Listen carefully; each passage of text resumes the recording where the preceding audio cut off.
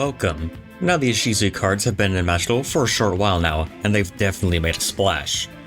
And especially in the form of big flashy 60 card pile decks. Now the one I've chosen to pile it here is the Chaos version, and I decided to bring it to the recent MCS, and actually got into Top Cut, because this deck is incredible. It can play through almost anything. It does it incredibly consistently. It has a variety of interruption. It can play around almost any board breaker. And here in this video, you'll see exactly how it can do that.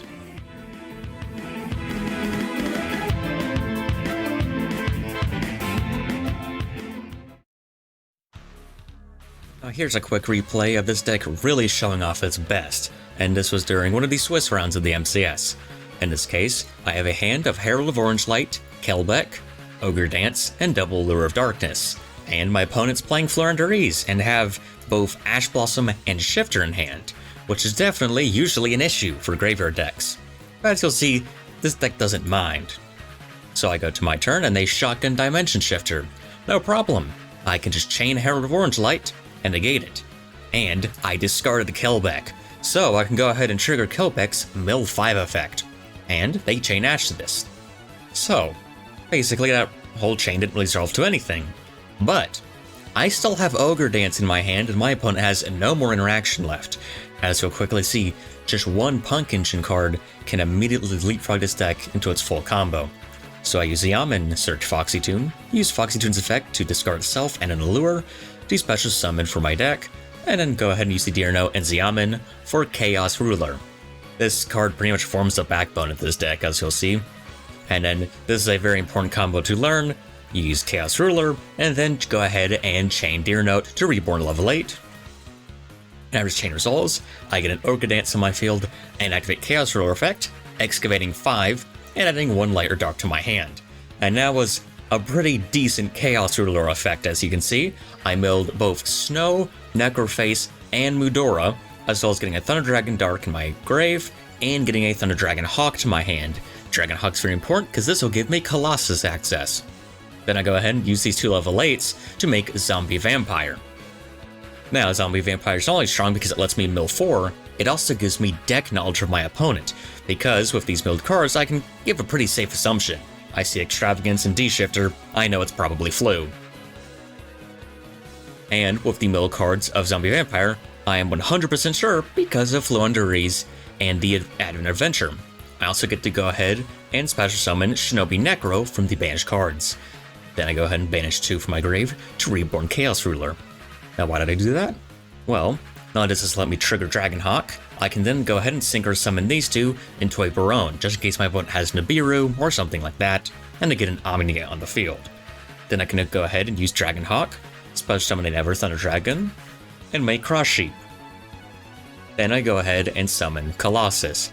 Now, a slight misplay here, I probably should have put Baronne in the leftmost zone to get the attack boosting effect of Cross Sheep, but you'll see it doesn't really matter. So, using Cross Sheep's effect after summoning a fusion to it, I go ahead and reborn a monster in my graveyard.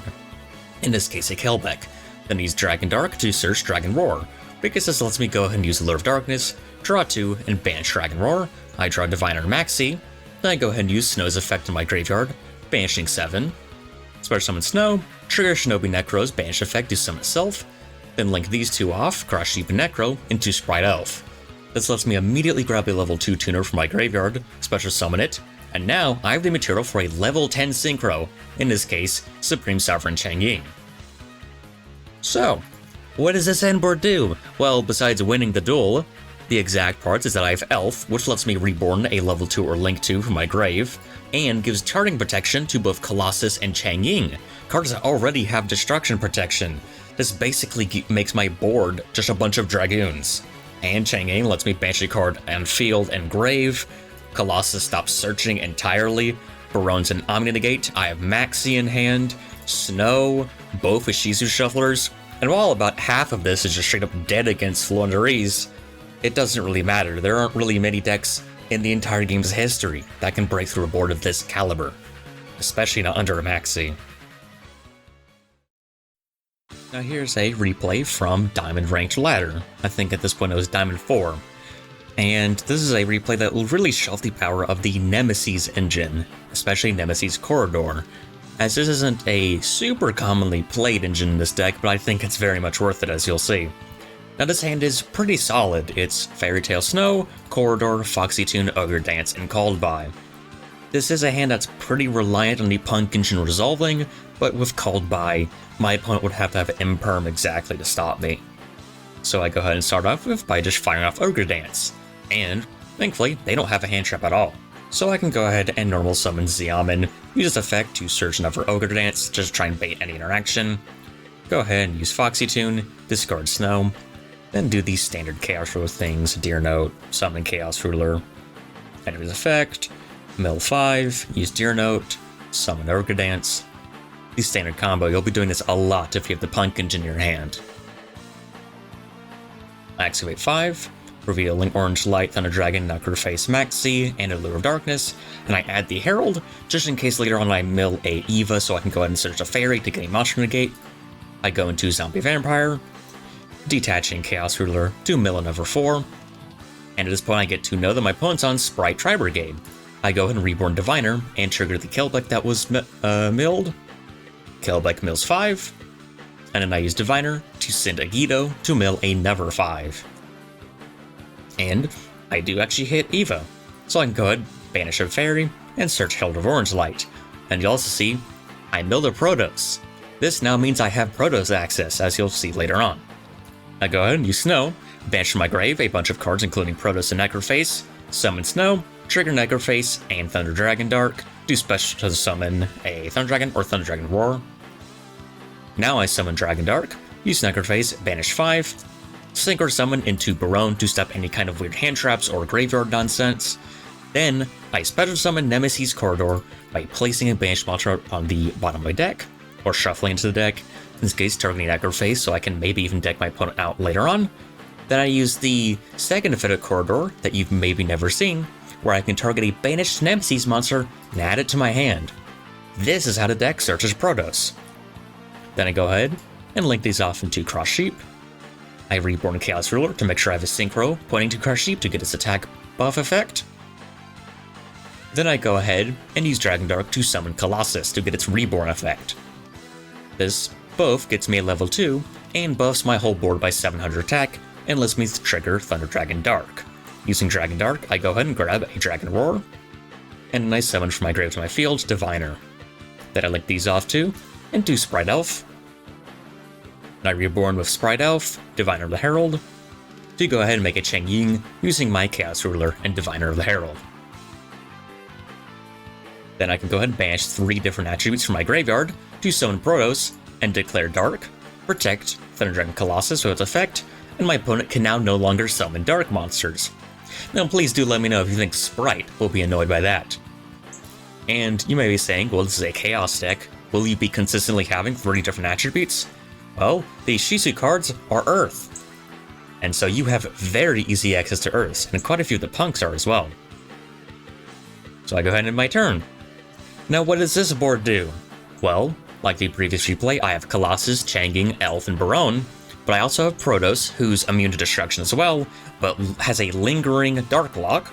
I have Herald of Orange Light in hand to negate a monster effect, as well as Snow and Grave, along with the 2 ISHIZU Shufflers, as well as a Called By.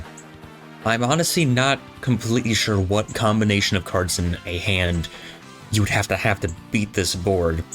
You'd need like Dark Ruler, Lightning Storm, I don't know.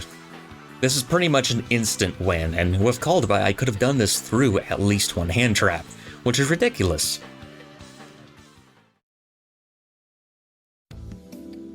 So now for the actual deck list. As you can probably immediately see, it's not a cheap one. There's only 4 rare cards and no normals. The rest are SRs and URs. But don't worry, it's worth it to make because of how strong it is. Now, as far as the actual engine pieces to get stuff in the grave, the obvious one is Grasslux Greener, which lets you potentially mill 20 cards, and you're running triple left arm offering to make sure you can consistently see Grasslux Greener. But don't worry, the deck is just fine without it. I think I saw it 3 times in the entire MCS, and I don't see it very often in the ladder, and I still win most of the duels. So you can still get a positive win percentage even without seeing grass in hand consistently. And that's because of the other mill engines, that being P.U.N.K, which consists of Ogre Dance, Foxy Tune, Deer Note, and Xiamen. And in combo with this, you summon replays, you get access to Xiamen either having in your hand or Ogre Dance, normal summon it, search Foxy Tune, summon from your deck the Deer Note, then make Chaos Ruler, letting you mill 5, you trigger Deer Note, summon a level 8 like Ogre Dance or Foxy Tune back, summon Zombie Vampire, and mill 4. So you can do mill 9 cards and reborn a monster, which is a pretty good combo off of just 1.5 cards. The other mill engine is the ISHIZUs, the brand new ones, because Kael'Bek and Megiddo let you mill 5, which is an amazing effect. These ISHIZU shufflers let you search those out and get level 4s in the field, and you can actually send the ISHIZUs from deck to grave with Diviner, making Diviner basically the deck's second best normal summon. Now, the other main big engine is the sort of banish engine consisting of the Thunder Dragons and Necroface, because Necroface doesn't just let you deck your opponent out, it lets you get a bunch of Thunder Dragons and other cards banished that you can actually profit off of having there, or say getting a Nemesis Protoss. The Thunder Dragons are not only good for being strong Lion Darks, they get you a decent amount of fodder on the field, and let you make Thunder Dragon Colossus, one of the strongest boss monsters ever printed. And you know, as far as more kind of techie cards, we have Herald of Orange Light. Given how many fairies this deck is running, it's amazing. You can search it out with Eva, which is a very solid card. We have Chaos Valkyria, which is especially good with the Thunder Dragons, but just a generically good Chaos card that also lets you dump a Snow from deck to grave if you want it for the following turn. You saw earlier Nemesis Corridor is a great extender. Snow is why this deck exists. The only reason I'm not playing 3 is because I ran out of UR dust by the time the tournament came up. I would run 3 for sure, same goes for Diviner. It lets you basically infinitely banish cards, get tons of fodder on the field, interact with your opponent on their turn. It can play around Called By, it can kind of blank the ISHIZU shufflers, it can do so much. Yume Nikki OST is another great extender. When it's banished from the grave, you can summon it as a level 2 tuner, amazing level lineup. The Chaos Creator is a great Chaos card that lets you recycle cards like Necroface and reborn banished cards you might want. Say you have a banished Snow or Nemesis Corridor, you can summon it back with Chaos Creator. Protoss just wins games on its own. It's one of the strongest cards ever, you know, basically the modern Zed. As far as the Spell Trap lineup, I'm running Card Destruction. This not only lets you load your graveyard and recycle your hand, it's also a great tool for decking your opponent out if the opportunity comes up. Village Burial is obviously good in this deck. There's a million good sins off this. Leftover Offering, as before, can be used to search Grassless Screener, but if grass isn't good in that situation, you can search stuff like Allure. Gold Sark is very nice for spiking a Thunder Dragon or Necroface banished. Allure of Darkness is a great way to draw cards and trigger Thunder Dragons or Necroface. Chaos Space is a nice way to search out stuff like Chaos Creator. I'm running it only at 1 because it's kind of circumstantially good. I would understand running at more than 1, that's just what I like. It also has the very nice graveyard effect to recycle a banished, non-normal summonable sort of chaos monster and then draw 1.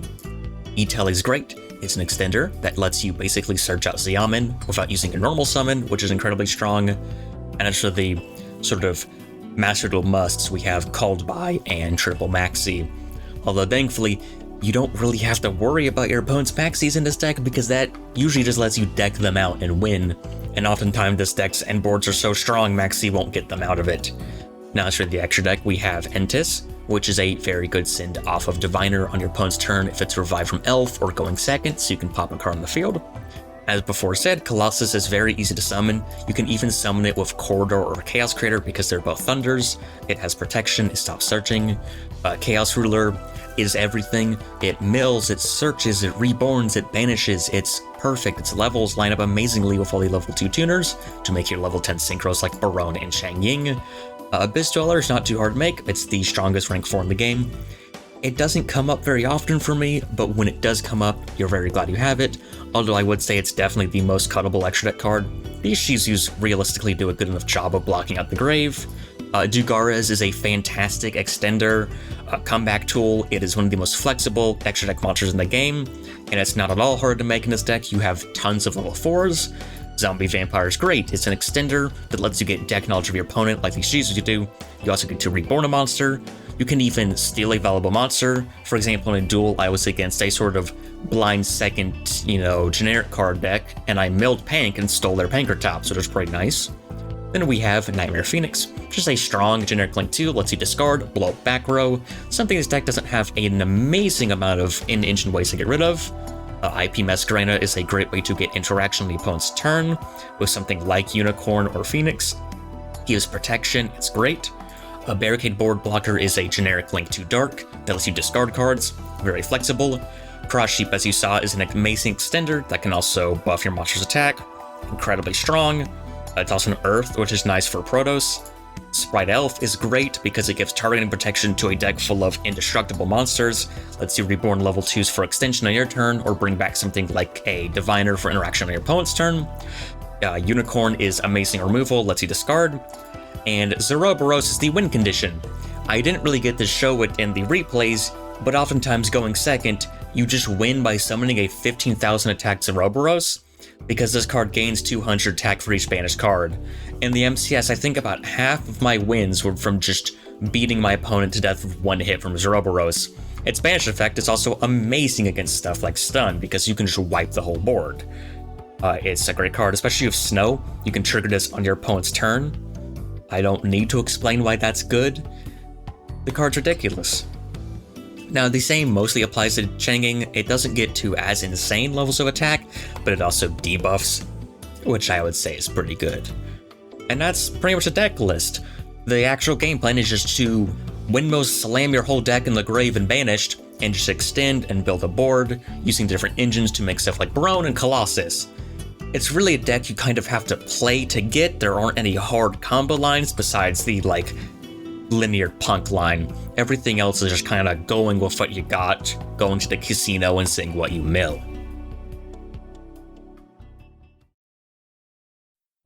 So in conclusion, this deck is amazing.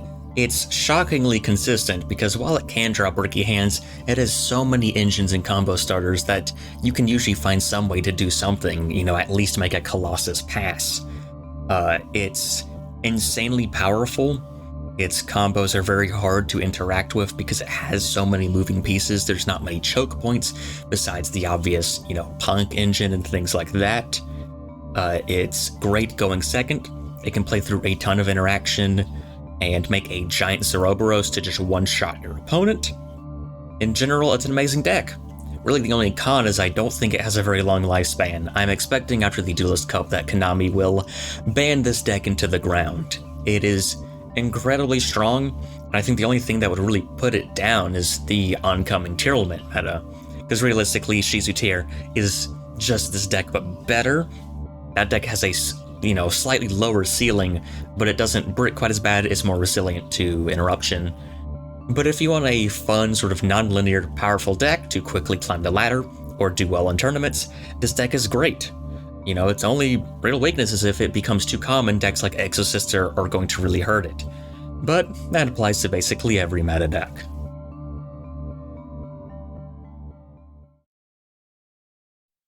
Thank you for making it this far into the video. If you liked it and want to see more in the future, please feel free to subscribe or leave any feedback you have in the comment section below.